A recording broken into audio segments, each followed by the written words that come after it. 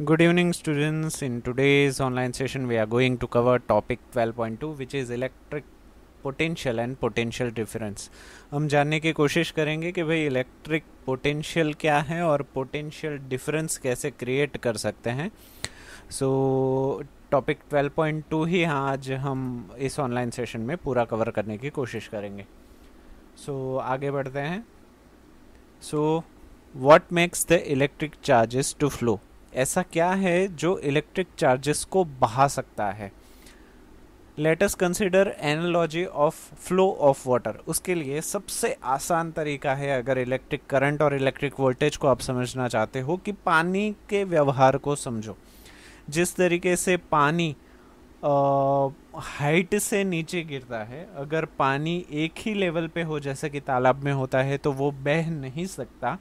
उसी तरीके से करंट भी अगर डिफरेंस ना हो पोटेंशियल का, हाइट का, हाइट तो नहीं बोल सकते बट उसको अगर मैं कंसिडर करूं तो पहाड़ is equal to potential difference in electricity और पानी is equal to water current जो इलेक्ट्रिक करंट है।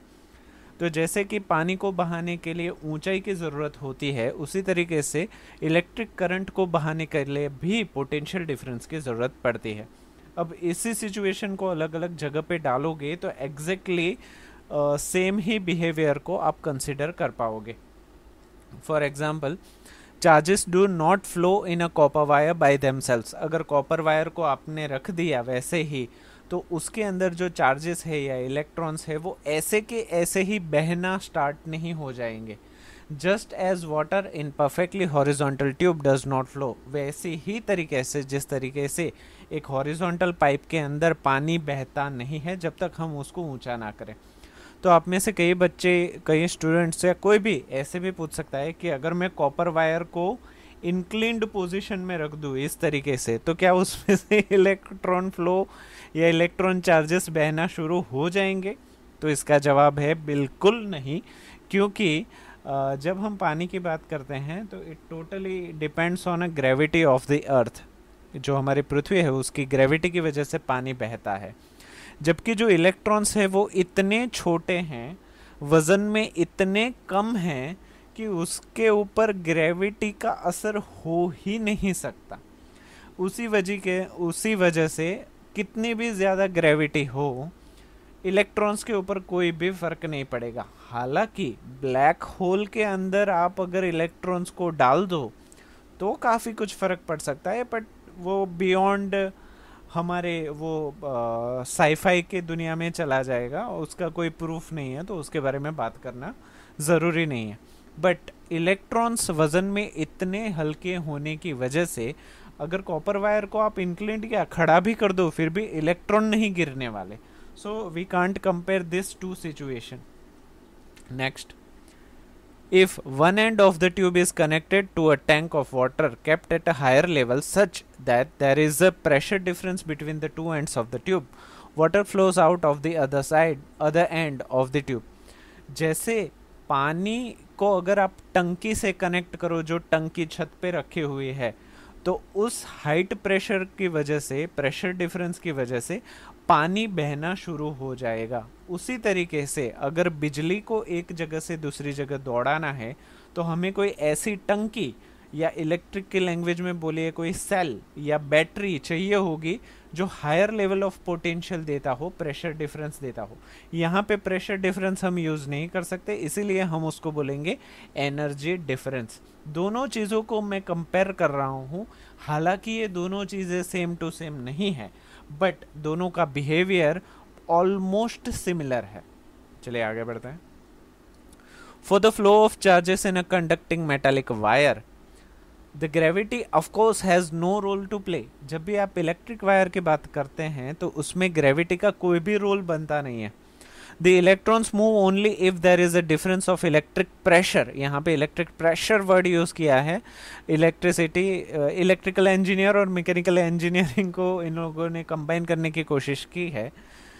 तो ये जो इलेक्ट्रिक प्रेशर बनेगा तब भी जाके पोटेंशियल डिफरेंस बनेगा और इलेक्ट्रिसिटी एक छोर से दूसरे छोर तक जा सकेगी। टंकी जैसे पानी को चाहिए बहने के लिए, उसी तरीके से पोटेंशियल डिफरेंस चाहिए इलेक्ट्रिसिटी को बहने के लिए। इन द कंडक्टर सेमीकंडक्टर में भी बहा सकते हो, बट इंसुलेटर में आप इलेक्ट्रिसिटी को नहीं बहा सकते। यहाँ पे भी एक दूसरा कंसिडरेशन जाएगा, पर उसको हम जैसे जैसे यूनिट आगे बढ़ता जाएगा हम उसको समझेंगे। तो यहाँ पे देखिए इलेक्ट्रॉन्स कैसे एक जगह से दूसरे जगह जा रहे हैं। अगर हल्का सा पोटेंशियल डिफरेंस हो तो, हल्का सा यहाँ पे पोटेंशियल डिफरेंस है तो इतना स्लोली इलेक्ट्रॉन्स मूव कर रहे हैं देखिए। और ये इलेक्ट्रॉन्स कोई भी सीधी लाइन में नहीं जा रहे, जैसे कि मैंने मोर टू नो में डिस्कस किया था। तो यहाँ पे इस इमेज को पहले समझ लेते हैं। जब भी आपके पास कोई बैटरी हो या जब भी आपके पास कोई सेल हो, तो उसके अंदर केमिकल एनर्जी को यूज करके उसके पॉजिटिव आयंस और नेगेटिव आयंस, या शुद्ध इलेक्ट्रिकल लैंग्वेज में बोलूँ तो प्रोटॉन्स और इलेक्ट्रॉन्स को ऑलरेडी केमिकल एनर्जी खर्च करके अलग अलग किया हुआ होता है।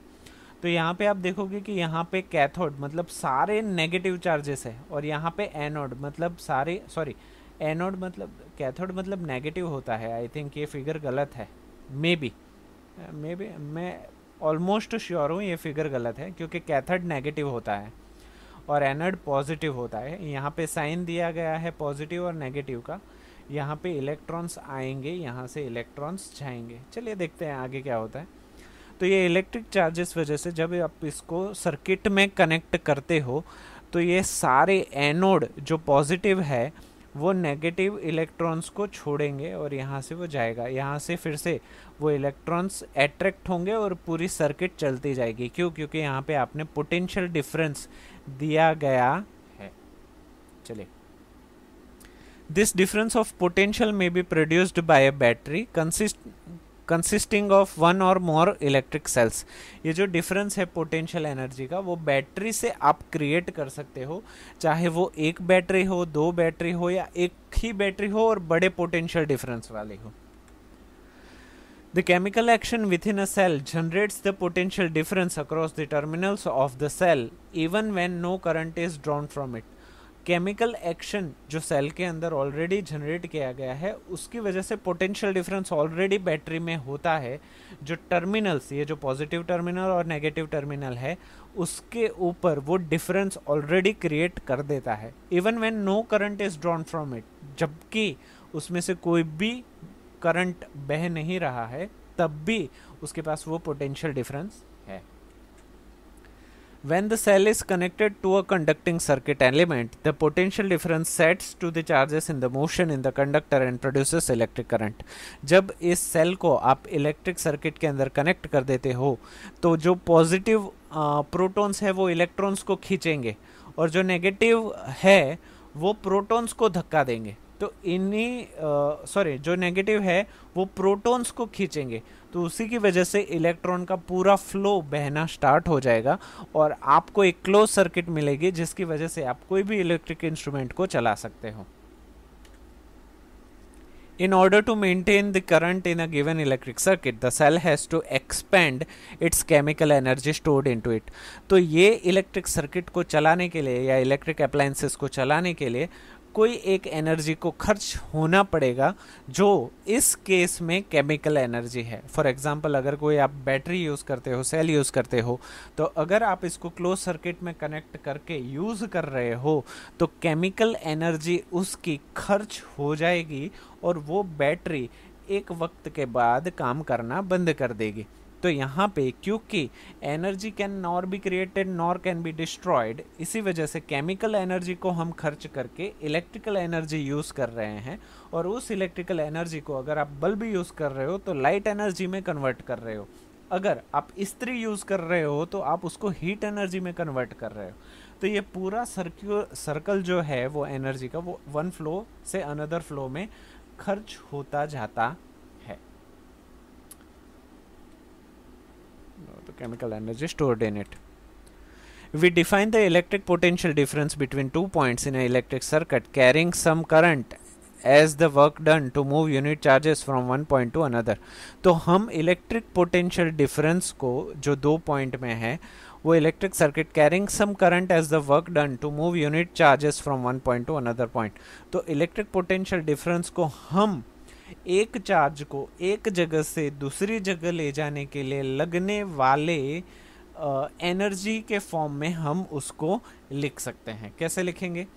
पोटेंशियल डिफरेंस, जिसको हम वोल्ट V से इंडिकेट करेंगे बिटवीन 2 पॉइंट्स, क्योंकि पोटेंशियल डिफरेंस 2 पॉइंट के बीच में ही होगा, is equal to work done per charge of coulomb. तो इसको मैं आसान तरीके से समझाऊं तो अगर एक कूलम, जो हमने डिस्कस किया का, एक कूलम में 6.25 इंटू 10⁻18 इलेक्ट्रॉन्स होते हैं, उस उतने इलेक्ट्रॉन्स को मैं अगर एक जगह से दूसरे जगह लेके जाऊं कोई वर्क करके, तो मैं समझूंगा कि उसको 1 वोल्ट बोलेंगे।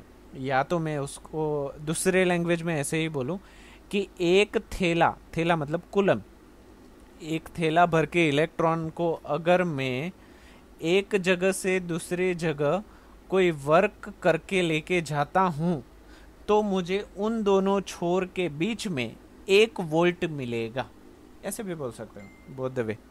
Next, so V voltage is equal to W upon Q। Yes, एक सिंपल सा फॉर्मूला है, इसको याद रखने के लिए मैं एक ट्रिक भी बताऊंगा। The SI unit of electric potential difference, जो इलेक्ट्रिक पोटेंशियल डिफरेंस जनरेट हो रहा है उसके लिए SI यूनिट V है वोल्ट, जो एलेसेंड्रो वोल्टा के नाम पे, जो 1745 मतलब अप्रोक्सीमेटली ये भी हो गया 250 बार, ये हो गया हाँ 260 साल पहले की बात है, 1800 में, हाँ 200 या 200-250 साल पहले इन लोगों ने ये चीज़ कर ली थी।